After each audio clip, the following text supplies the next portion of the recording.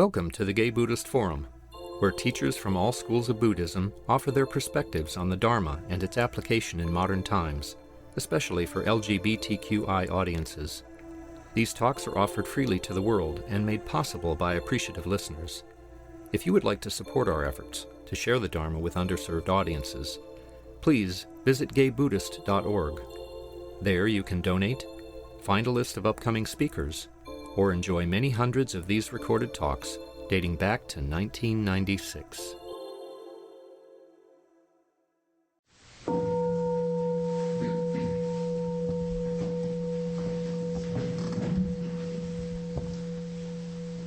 Welcome back. At this point in our program, we go around the room and introduce ourselves, either our first and or our last names. So, my name's David Lewis. Drew. Ed. Joe Good.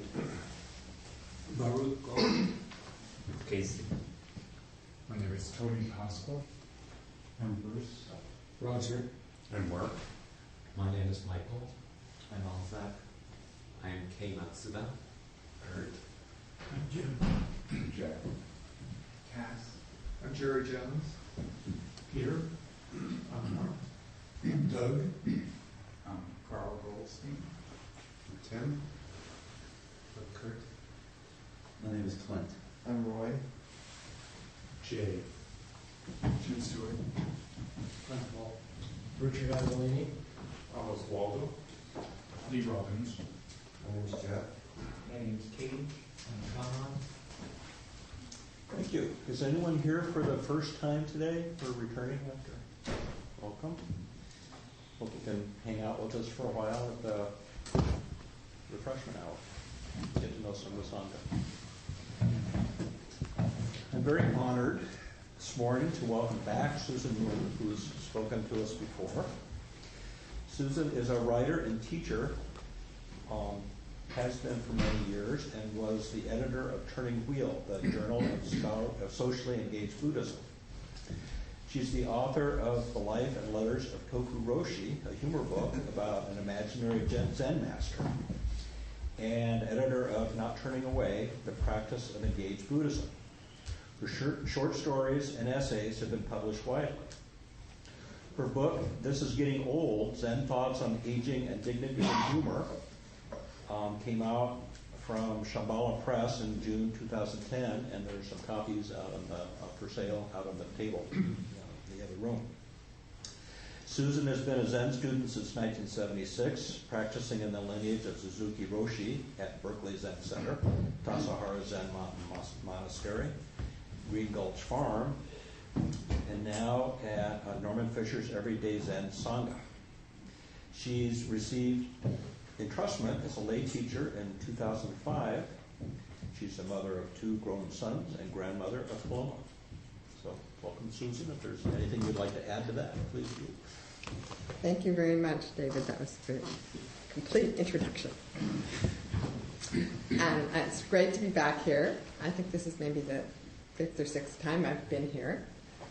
And I feel so warmly welcomed here.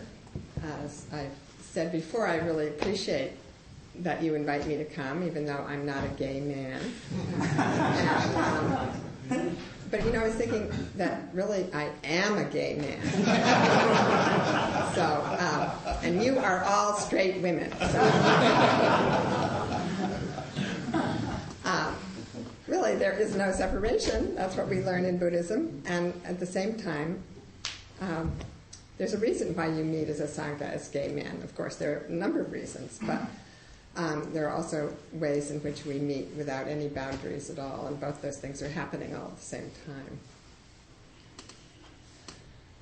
And so I really feel a wonderful connection with this Sangha. I love coming back here. Today I wanted to talk about impermanence, and I'm calling this talk I'm just a blink, I'm just a link. So impermanence is one of the 3 marks of existence according to Buddhist teachings, along with suffering or unsatisfactoriness, a general unsatisfactoriness of life, not ever quite being quite right, and no fixed self, that our idea of ourself isn't really fixed. We don't really have a self fixed the way we want it. So, but impermanence is the one I wanted to focus on today, that everything is constantly changing, and everything that we love, we lose, and we know that there's a lot of suffering around impermanence. But we also kind of forget the good side to impermanence, so that, flowers fade, but flowers also bloom. If it weren't for impermanence, we wouldn't have birth either. Things appear that were not there before.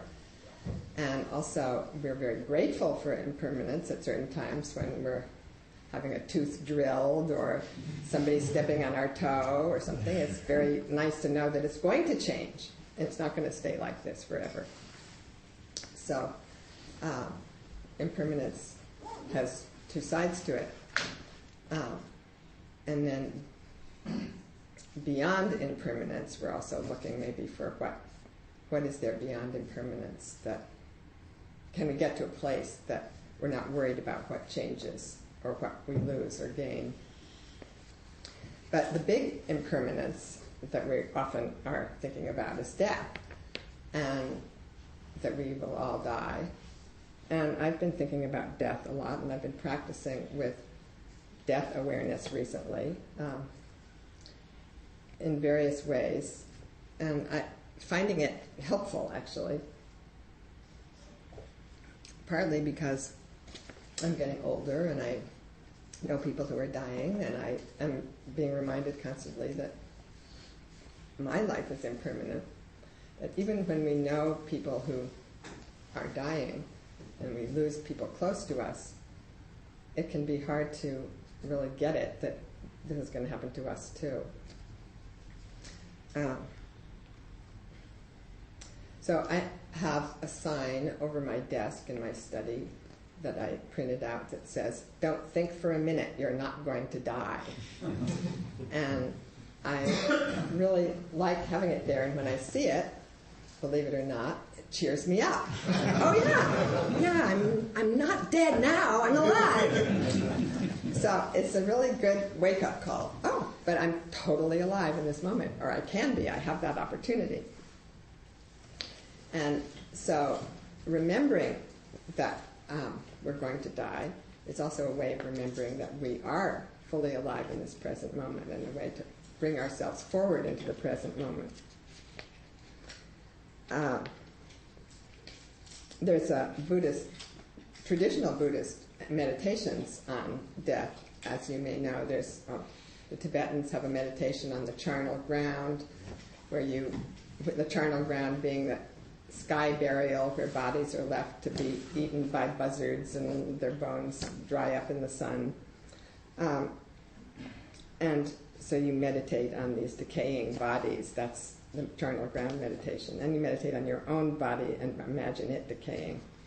I haven't taken up that practice particularly, although it might be a good one. But to keep remembering that we are impermanent is really can't be a very bracing wake-up call, sort of like leaping into a cold stream. I wanted to read you a verse from the teachings of Shantideva, who is a wonderful 7th century Indian Buddhist teacher who wrote the Bodhisattva's Guide to a Way of Life, or there's different translations of it, but a guide to the Bodhisattva's way of life, how to be a Bodhisattva. And it's all in verse, and I just love it. But anyway, this is one little section from it. And he says, "Today, indeed, I'm hale and well. I have enough to eat, and I am not in danger. But this life is fleeting, unreliable. My body is like something briefly lent. Here is now my chance for wholesome deeds." So one of the ways that we can work with impermanence is to give ourselves away to the moment, to each other, to trying to really be helpful and do what we can for others, do wholesome deeds, and feel our connection to others, and then that can bring a lot of joy. I was recently in Ashland, Oregon, at the Shakespeare Festival there, and one morning I was taking a walk, and I walked through an old cemetery that I came upon in the town, and I was looking at the gravestones, and I saw one which I was struck by, and I took a picture of it and copied down what it said, and this is what it said on the gravestone. R.C. Whitney died May 17th, 1869, aged 1 year, 1 month, and 1 day. And then there was a little verse which says, by cool Siloam's shady rill, and Siloam I looked up, and it's a stream near Jerusalem where Jesus apparently healed a blind man. So the verse says, by cool Siloam's shady rill, how sweet the lily grows, how sweet the breath beneath the hill of Sharon's dewy rose. By cool Siloam's shady rill, the lily must decay, the rose that blooms beneath the hill must shortly fade away. So you think of some parents with their 1-year-old baby putting this verse on the tombstone. And just this is what a painful kind of impermanence. How hard to accept that. And it reminds me of one of the teaching stories of the Buddha, one of the first Buddhist nuns who came to him. When she came to him, she was her name was Kisa Gotami, and she was a woman in a working class, poor woman in India who had been married, a rich merchant fell in love with her and married her, and his family didn't like her because she was poor from the wrong caste, but then she had a son, and she got some status because of having a son, and she loved her son, and then her son, as a toddler, died, and she went mad with grief, and she'd lost everything, and she was kicked out of the family, and she took the dead baby in her arms, and she went from house to house. She couldn't believe, she was too crazed to really understand that the child had died, and she kept knocking on one door after another, asking people, please give me medicine to help my baby, please give me medicine. And everybody just said, sorry, there's nothing we can do. And finally somebody who saw her how crazy she was, took pity on her and said, well, there's somebody over there who can help you. Go talk to the man over there in the Jetta Grove.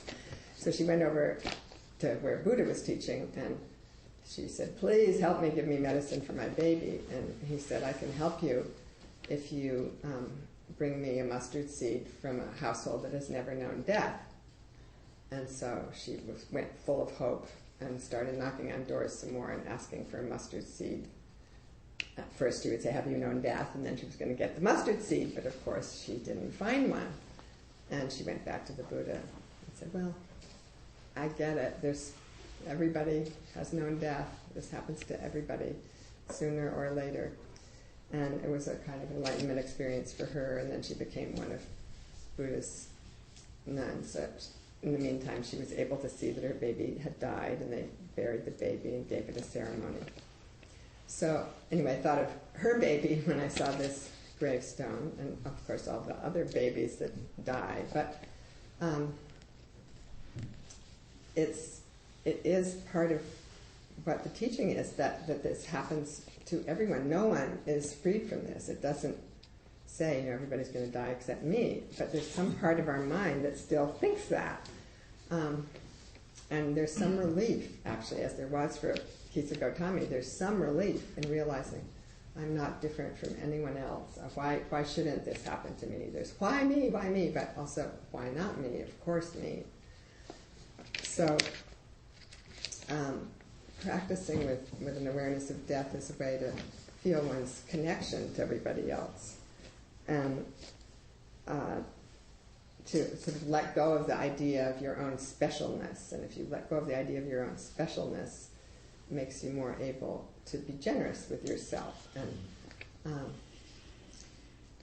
there's another practice that I've been doing lately, and that's a kind of death meditation, where from time to time I read the obituaries in the paper, and not the big ones of the famous people, which you read anyway because you're interested in their lives, but the little paid ads that people put in that are just ordinary small lives going on, or sometimes big lives, but all different lives.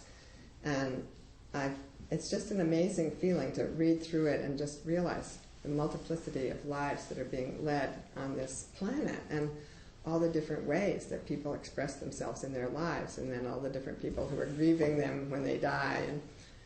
And I thought sometimes it would be an interesting practice to get a group of people together and just read aloud, as if you're doing a Buddhist chant, read aloud these little obituaries together.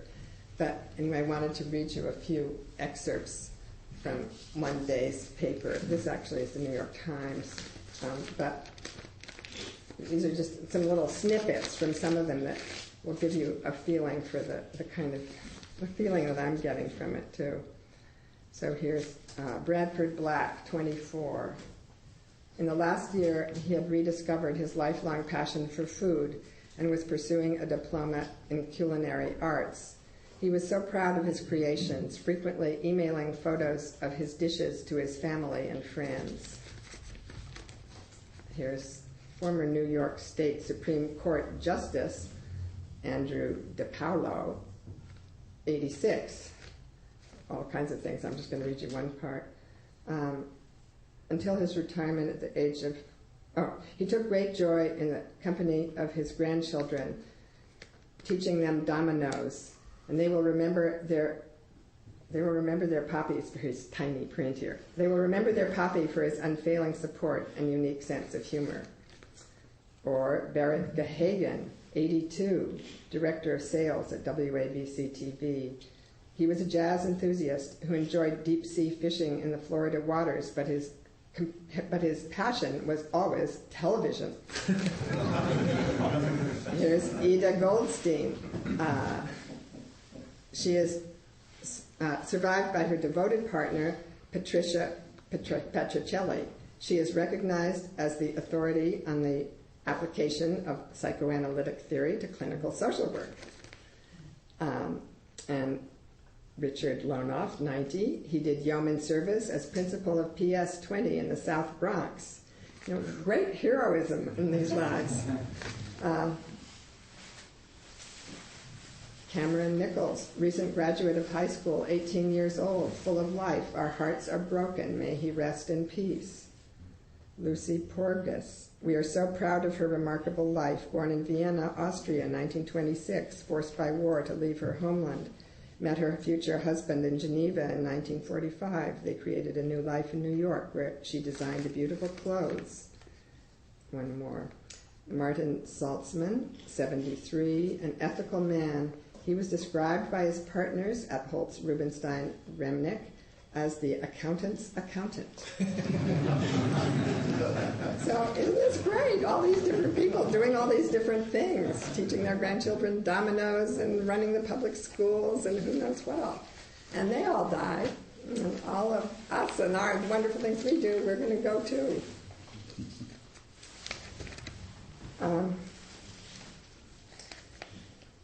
So, being present now really does help us to give ourselves away to each other. To be fully present means we can be fully responsive in the moment that we're living in. And it doesn't just mean, kind of enjoying our bliss state and sort of zoning out. It means really not turning away from what's in front of us and being available to the people who are around us and to people at a greater distance if we choose. Not long ago I saw the movie Of Gods and Men. Have some of you seen that movie? It's very moving, and it's about a historical incident that took place in 1996. A group of French Cistercian monks formed a monastery in Algeria. There were about 9 of them, I think, 8 or 9 of them, and they lived in the village there and served the needs of the people in the village. They weren't there to convert people. They were very respectful of the Islamic culture there, but they had a garden and they had a clinic, and they were there really to serve people locally, and they were very devoted.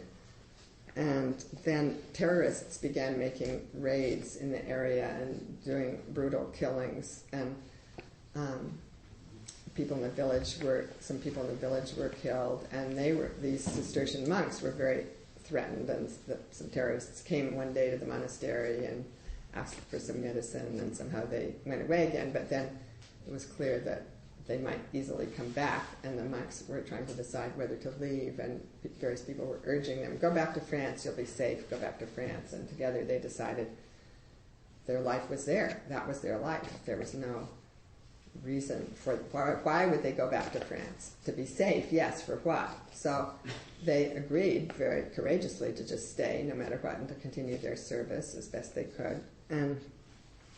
And then, and as they were making the decision, they had these consensus meetings to try and come to an understanding together. And one of the monks, who was very sick, actually, himself, but he was also the one who ran the clinic, the medical clinic, said at one point in the movie, I'm not afraid of the terrorists. I'm not afraid to die. I'm a free man.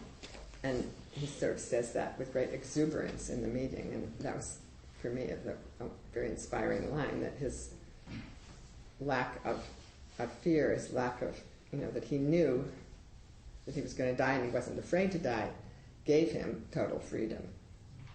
So that's maybe the kind of freedom that we're aiming for. It's maybe a stretch, maybe a little ways away, for me certainly, but I can really understand that, not clinging to one's life gives one a kind of freedom. So then I wanted to go on to the second part of my talk about we're just a blink to we're just a link, and to how small we are in the vastness of things, but we're part of something very vast, and we are a part of it. And maybe some of you have had the experience that probably all of you have had an experience like this that I've had, where, for example, if I've been up backpacking in the mountains, which I can't really do anymore, but I remember sitting down for a break by a mountain stream, and on a nice sun-warmed piece of granite, and I'm getting a drink of water, and there's a bright blue lupin and bright red Indian paintbrush, and the day is just so incredibly precious, and I just feel completely at peace, and the mountains are so huge, and I see them and I think, oh my gosh, these mountains have been here for so long, and my life is so tiny by comparison, and I'm just a little blink in this vastness, and I could die right now. It would be okay if I died right now. I've said that to myself sometimes in those moments, just feeling so at peace in a way. And also, it's just such a good feeling to realize that you're small in a way, because it kind of diminishes, like if you get grease spots on your favorite blouse, it doesn't seem so important in a moment like that. So it's good to remember this. And another movie I saw recently was Cave of Forgotten Dreams, Werner Herzog's movie about the cave paintings in France. And some of you have probably seen that too, which is just incredible and amazing. And I recommend it if you haven't seen it. It's in 3D, and so these stalactites kind of come right out at you, and you can practically reach them and pluck them off the walls of the cave. But anyway, the cave paintings there are 35,000 years old, and they are twice as old as any other cave paintings that have been discovered. And these horses are running along the walls, just whinnying and running and looking so alive, and the people who painted them there are just right with you when you're looking at them. You just think, wow, this is so alive, and yet it was 35,000 years ago. And there's some sense of being in a chain of human life that comes through somehow, that they're long ago, but they're right with us right this minute as well. This life is with us, that they lived is here in us now. There's a quotation from Dogen, who writes about time. He was a Zen master in Japan in 1200s, and he said, "Each moment is all being, is the entire world. Reflect now whether any world is left out of this moment." So there's time is in layers, and all the layers are here at once in a way. And when we look, for example, at the stars, we look at the Andromeda galaxy out there in space, what we're seeing is something that happened the Andromeda galaxy was 300,000 years ago. That's what we're seeing right now. But we're seeing it now, but it happened 300,000 years ago.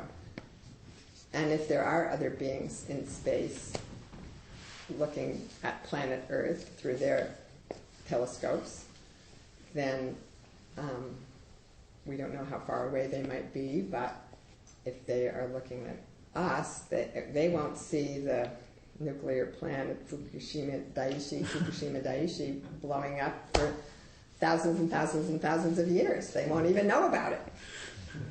So there's this huge stretch of time that we're in the middle of. And in this present moment, we're here on a kind of pivot point in time. And we're alive in this very moment. And so we're kind of gate between what's come before and what's coming later. And time is kind of funneling its way through us in a sense. Sometimes I think of it that way,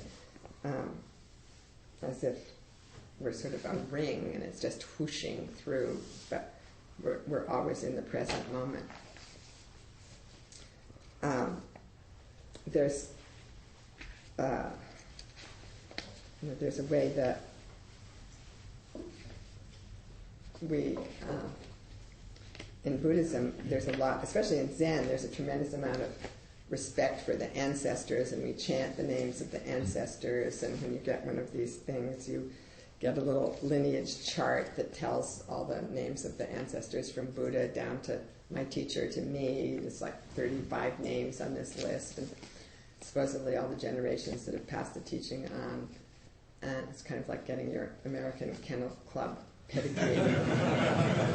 But it's kind of a fiction, because some of the people on some of the links lived hundreds of years apart and couldn't have actually passed the teachings on one to the next. But the idea is kind of a nice one, even so, that there are these ancestors that have been passing along knowledge, and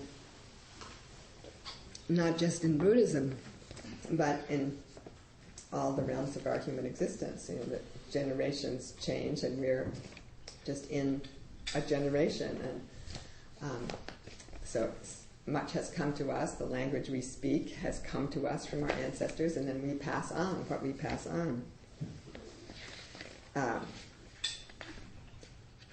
And this brings us into a sense of deep time and the sense of our responsibility to what is in the future, to responsibility to the ancestors in honoring them and learning from their teachings, and then responsibility to pass on and take care of, as best we can, the generations to come. And you probably, as we know, that the Native American cultures that talk about 7 generations and taking care of 7 generations ahead into the future.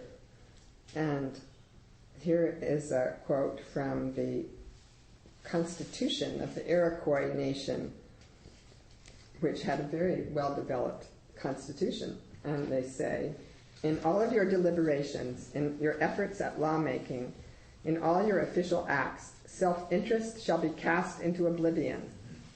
Look and listen for the welfare of the whole people, and have always in view not only the present, but also the coming generations, even those whose faces are yet beneath the surface of the ground, the unborn of the future nation. So, and that includes that idea of letting go of self-clinging there, that self-interest shall be cast into oblivion. I love it that they say that. And then you may also know of the teachings of Joanna Macy. I think maybe she's been here to talk to you. And she's a wonderful Buddhist teacher, eco-philosopher, environmentalist, systems theory person. And she teaches about deep time, and she has an invocation to the beings of the past, present, and future, which she uses in her teaching. And I wanted to read you a little bit from that. I'll just read a shortened version of it. We call first on the beings of the past. Be with us now, all you who have gone before, you, our ancestors and teachers. You who walked and loved and faithfully tended this earth, be present to us now, that we may carry on the legacy you bequeathed us. Aloud and silently in our hearts, we say the names and see your faces. We call also on the beings of the present, all you with whom we live and work on this endangered planet, all you with whom we share this brink of time, be with us now. Fellow humans and brothers and sisters of other species, help us open to our collective will and wisdom. Aloud and silently, we say your names and picture your faces. Lastly, we call on the beings of the future. All you who will come after us on this earth, be with us now. All you who are waiting to be born in the ages to come. It is for your sakes, too, that we work to heal our world. We cannot picture your faces or say your names. You have none yet. But we feel the reality of your claim on life. It helps us to be faithful in the task that must be done, so that there will be for you, as there was for our ancestors, blue sky, fruitful land, clear waters. And I learned recently of something that's a scientific concept called the precautionary principle, which is spoken of in international relations now. And it's simply the idea that if an action or a policy has suspected risk of causing harm to the public or the environment, then the burden of proof is on the people doing something to find out ahead of time whether it's going to be okay. Like, don't drill 5 miles under the ocean floor for oil unless you really know it's going to be okay and there's not going to be this huge leak. So we're not really following the precautionary principle very well in our doings, but in some legal systems now it's actually becoming law, and in the law of the European Union they've adopted the precautionary principle. So we can, I don't know how well it's enforced, but there is a tendency, as we've seen historically, to, oh well, this will probably work out all right and this drug will probably help, but we need to really be on the side, err on the side of caution. We keep learning that. So we who are here right now, in this room, on this planet, right at this moment, we really are a link, and we're sort of like the whole time is spreading out on either side of us, and we have a job to pass it on in whatever way we want to. It might be, it could be something very simple that you don't even think of as doing that. It doesn't mean that you have to be a scholar teaching the ancient teachings and writing them down for future generations or something. It could just be that you're making a garden in a place where you learned how to use the soil and you're preparing it for what's going to happen, what's coming. So much of what we do is doing that in some way or other. But to really think of ourselves as this, being on this sort of pivot point, or sort of the middle of the mirror, like we're reflecting both directions. I like that. And I've been working on a book that kind of connects to this with another writer, Zen friend of mine, Florence Caplow. She and I are doing a book on women's koans from the past. We're collecting 100, it's going to be 100 women's koans from traditional sources, going all the way back to Buddha and coming up to contemporary times, that are dialogues demonstrating women's wisdom. And since you're all women, I know you'll be interested in it. And it's I've just come to realize how grateful I am for the fact that working with these koans, that the teachings of the past still are meaningful to me, just like those paintings on the cave walls, that we can connect to them. Thank you for listening to the Gay Buddhist Forum. If you would like to hear several new talks per month and be notified of upcoming speakers so you can participate live, please subscribe to this podcast, like us on Facebook, and join our mailing list by visiting gaybuddhist.org.